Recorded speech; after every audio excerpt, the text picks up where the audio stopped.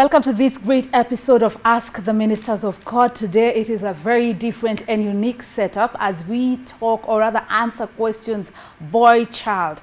In the past, we know that the boy child was known as the leader, stood in his place as a leader, stood in his place as a provider.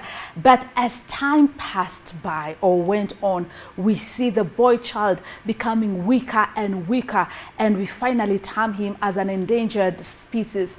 And the questions we'll be answering today, one of them would be, what really went wrong and where did it go wrong, and how do we solve the issues pertaining the boy child?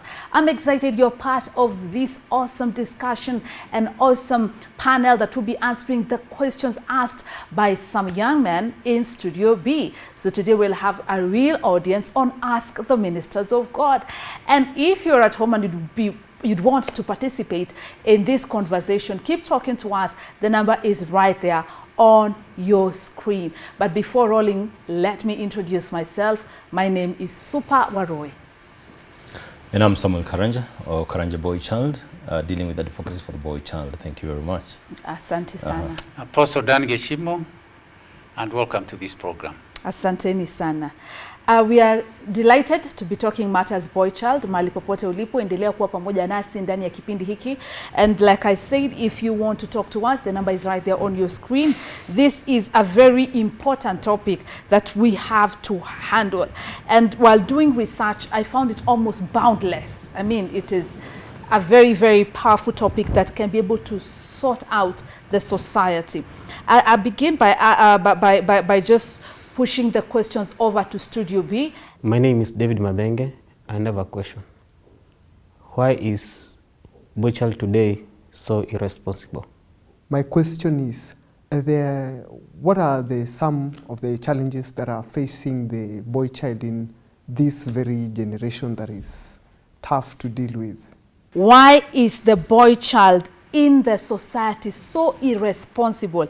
He says, I have seen many young men very promising in school, but in time I see a decline. They end up as addicts and alcoholics.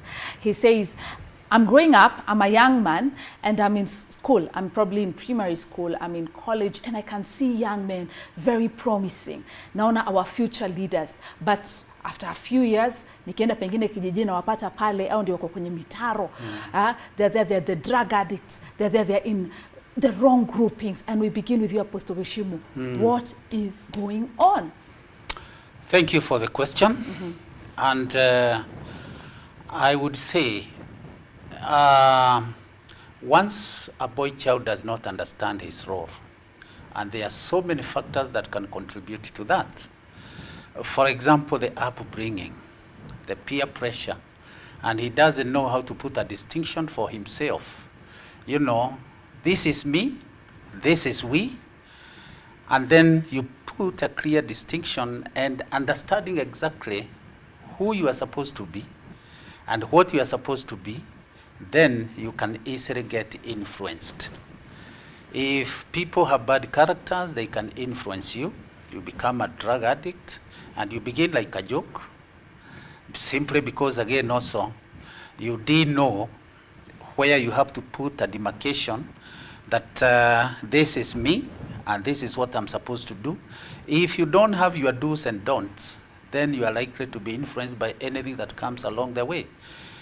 That is one of the contributing factors. At the same time also, I'm a serious man. I don't laugh a lot. Of course, I laugh when I have to. I always know that as a man, I have a responsibility also to God. I'm not only answerable to human institutions, but heaven is also watching over me to see exactly what I do as a man, because God created me as a man with a responsibility that I have to do as a man.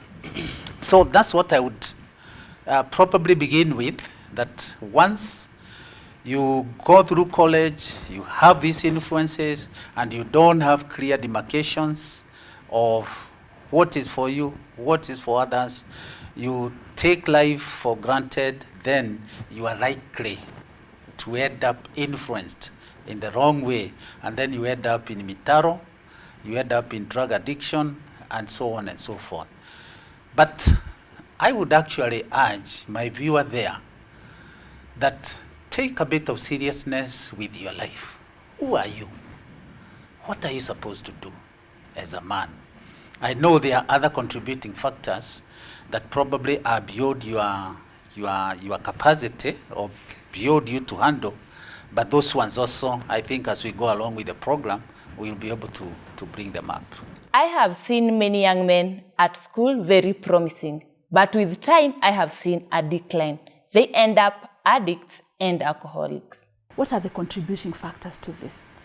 Thank you very much for that question, and I think it touches many young men who have gone to high school. After high school, they've gone to college, and they were thinking. At times, you're in college, and what is in their minds is, after I'm done with this course, I'll definitely get a job and get a lot of money. And also, well, we have laws, because I want to mention a few of that. Well, our young men are being raised either by the teachers in schools or by the parents. Then we have not changed that mentality of the boy child of the 15th, the 17th, 19th century, where they knew that everything that is there belongs to me as a man in this family. And the jobs that are there, the jobs that were being given to the men, because it's the men who are going to school. Well, if you take your mind back, you realize that many of the women in the olden days were not going to school. So nobody has taken the pains of explaining to the young men of the many things that have changed in life. That yes, as you work here, you should not have that mentality that the same as your grandfather had, because maybe the grandfathers that we had, or like the days when Bishop was a young man, men were given preference. Unasoma, you knew, get a job. Unasoma, you knew that the land that my dad has, I'm the one who is going to inherit, and all that is there, which my dad and mom have put together, it is me and my brothers who are going to inherit. Those things have changed over time. Again, as a country, and either in Kenya or even far abroad, though that has changed across the board, either in Africa or in other parts of the world. That, like in Kenya, we have the affirmative action, but nobody tells the young men that even when you're working so hard, know that you can take a course, and because we have so many men in that institution where you want to work, then because of affirmative action, we are going to give the women jobs, because we are talking of the two-third gender rule. So if they are more in a certain institution, you not get that job. So when these guys come out, that is when the reality comes, and they realize, yeah, we have gone for an interview, I couldn't get that job because there was a lady who was there. So the institution took a lady because of the affirmative action. So what do you mean by the affirmative action?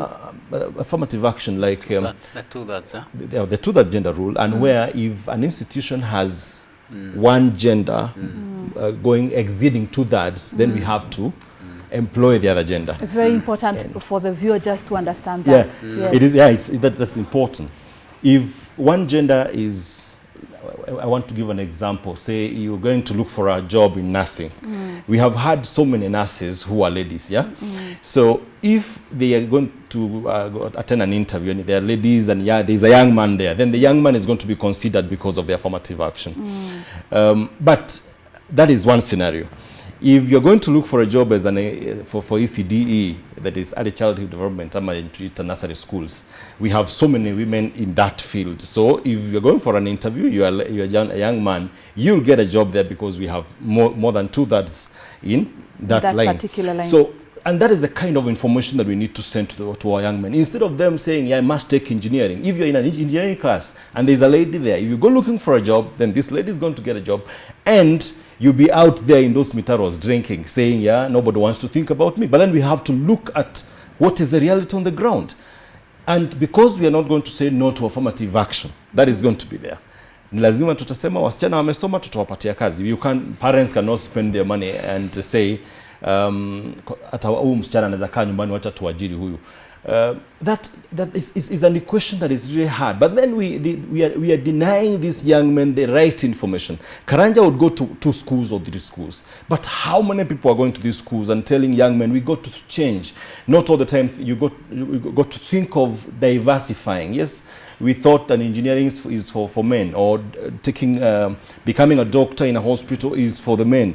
But we have our girls taking those courses. Can we also go to the other side? I'm only trying to give our young men out there, and even the parents, we should not push our young men that you have to take law, you have to take engineering, you have to take this, because that is what is eating up our young men. They put a lot of energies, they put a lot of time in trying to take these tough courses, which we say in kosi ya wanaume. Then you come realize that the reality on the ground is you will not get that job because there is a handle. And it's very important what you're saying. It's very important for us to understand, because it says then what is really frustrating the young man. And we understand that we've not given them information. And Apostle, you always say that information is power. Right. Information is power. Just to augment what my friend here has just said, in UN where I worked also, it also reached a certain stage. And it was also discovered that the ratio of men to women in the UN, men were more. And so the UN now introduced a rule of 50-50. Wow. So if you did an interview with a lady, if you scored 80%, let's say for example, and the lady scored 75%, she was to be taken. So this thing is global. It's global, it's everywhere. After it was realized that, you know, men were more, almost in any sector that you went to. They were the ones, you know, dominating. And it's true, information must have been missing, maybe also from our policymakers, because these are some of the things that they are also supposed to give. But I can also add here and say that I think it's also good for men also to start thinking. And one of the diversification that I can talk of is, what will I do as an individual? I can even be an engineer, but I can also do farming so well. So I'll do farming. You don't have to say, I must stick to a man's course or just what is it that I can also, you know, step out of the box and do? Yes. You can also do something outside your career. And this is quite okay. It's even like in business these days. If you stick to one business, actually, it's like you're putting a rope on your neck. Why? Because it's diversification again. Because the business that you may take may reach a certain stage, and you know it becomes obsolete. Exactly. So if you don't have 2 other 3 businesses that you are doing here and there, then you may find yourself in a tight corner. And this is information that, you know, young people are supposed to get out there, so that you don't have to sit there, you know, frustrated. There are many things that you can do. For example, when I retired myself, I'm a boy child, in a way. Yeah, you are. I didn't come and, you know, sit and ask myself, what am I going to do? I started crying there. Now the job is finished, blah, blah, blah, blah, and, you know, the rest of the stories. No, I have to think, what can I do? I love trees. If I have to plant those trees, I'll plant them. And sell them after some years. Yes, and sell them after some years. If there is a business that I can do, to that business. I like building. You know, I move into building. I like farming. I go into farming. I look after my goats. I look after my chicken. See what you can do. Don't sit there thinking that somebody else is going to come and do it for you. And look, as you begin to do something, thank God God steps in to help you. And especially when you believe in God. You know, the steps of a righteous man are ordered by God. God is going to order you. Very well said. And just before we go for the break, we are getting a question from Studio A. What makes the boy child population less compared to the girl child population? There was a time there were so many boys in school doing very well, but from 2010 we can see that they were actually more girls that were able to graduate from KCPE class 8 than boys, and says what is happening. We'll be right back after the break. The men of God will be answering that question.